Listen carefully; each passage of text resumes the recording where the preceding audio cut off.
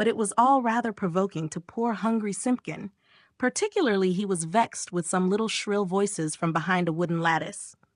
I think that they were bats, because they always have very small voices, especially in a black frost when they talk in their sleep, like the Tailor of Gloucester. They said something mysterious that sounded like, "Buzz, quoth the blue fly, hum, quoth the bee, buzz and hum they cry, and so do we." And Simpkin went away, shaking his ears as if he had a bee in his bonnet. From the tailor's shop in Westgate came a glow of light, and when Simpkin crept up to peep in at the window, it was full of candles. There was a snippeting of scissors, and snappeting of thread, and little mouse voices sang loudly and gaily. 4 and 20 tailors went to catch a snail. The best man amongst them durst not touch her tail. She put out her horns like a little Kylo cow.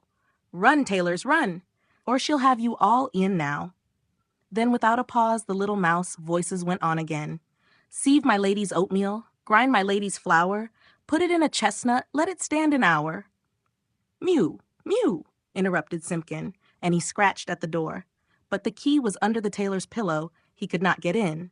The little mice only laughed and tried another tune. 3 little mice sat down to spin. Pussy passed by and she peeped in.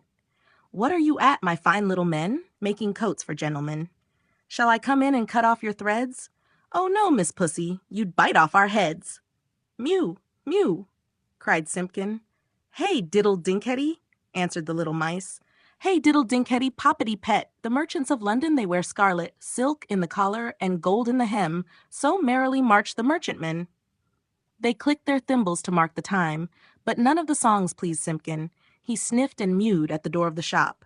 "And then I bought a pipkin and a popkin, a slipkin and a slopkin, all for 1 farthing, and upon the kitchen dresser," added the rude little mice. "Mew, scratch, scratch," scuffled Simpkin on the window-sill, while the little mice inside sprang to their feet and all began to shout at once in little twittering voices, "No more twist, no more twist," and they barred up the window shutters and shut out Simpkin. But still through the nicks in the shutters he could hear the click of thimbles and little mouse voices singing, "No more twist, no more twist." Simpkin came away from the shop and went home, considering in his mind. He found the poor old tailor without fever, sleeping peacefully. Then Simpkin went on tiptoe and took a little parcel of silk out of the teapot and looked at it in the moonlight, and he felt quite ashamed of his badness compared with those good little mice. When the tailor awoke in the morning, the first thing which he saw upon the patchwork quilt was a skein of cherry-colored twisted silk, and beside his bed stood the repentant Simpkin.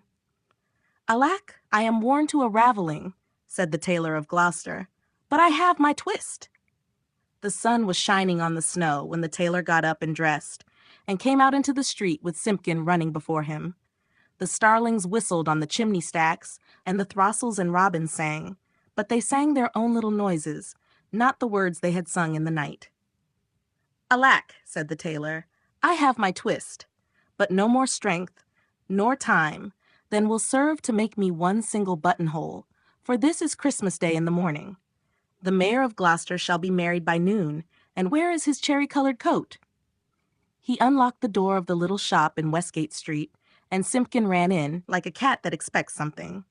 But there was no one there, not even 1 little brown mouse. The boards were swept clean, the little ends of thread and the little silk snippets were all tidied away and gone from off the floor. But upon the table, oh joy! The tailor gave a shout. There, where he had left plain cuttings of silk, there lay the most beautifulest coat and embroidered satin waistcoat that ever were worn by a mayor of Gloucester. There were roses and pansies upon the facings of the coat, and the waistcoat was worked with poppies and cornflowers. Everything was finished except just 1 single cherry-colored buttonhole, and where that buttonhole was wanting, there was pinned a scrap of paper with these words, in little teeny-weeny writing, "No more twist." And from then began the luck of the Tailor of Gloucester. He grew quite stout, and he grew quite rich. He made the most wonderful waistcoats for all the rich merchants of Gloucester and for all the fine gentlemen of the country round.